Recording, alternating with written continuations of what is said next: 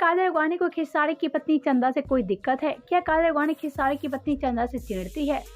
तो जी हाँ, आज की इस वीडियो में हम बात करने वाले हैं कि आखिर क्यों काजल अडवाणी बोली चंदा को लेकर इतनी बड़ी बात। तो वीडियो में आगे बढ़े उससे पहले आप वीडियो को लाइक कर ले और चैनल को सब्सक्राइब कर ले। और हाँ, अगर आप तब भी हमारे चैनल को सब्सक्राइब नहीं किए हैं तो जल्दी से सब्सक्राइब कर ले ताकि ऐसे ही अपडेट आप सबको मिलता रहे। तो चलिए बिना देरी किए हम आपसे बताते हैं कि आखिर क्यों काजल बोली चंदा को लेकर इतनी बड़ी बात। तो जैसा कि आप सभी जानते हैं, खेसारी और काजल अडवाणी काफी अच्छे दोस्त हैं और ऐसे में इनकी दोस्ती की चर्चे सरेआम हुआ करती है। साथ ही इनको फैंस काफी ज्यादा पसंद भी करते हैं। लेकिन ऐसे में इन सब के अलावा हम यहाँ बात करें कि आखिर क्यों काजल बोली चंदा को लेकर इतनी बड़ी बात। तो चलिए बिना देरी किए हम आप सभी को बता देते हैं।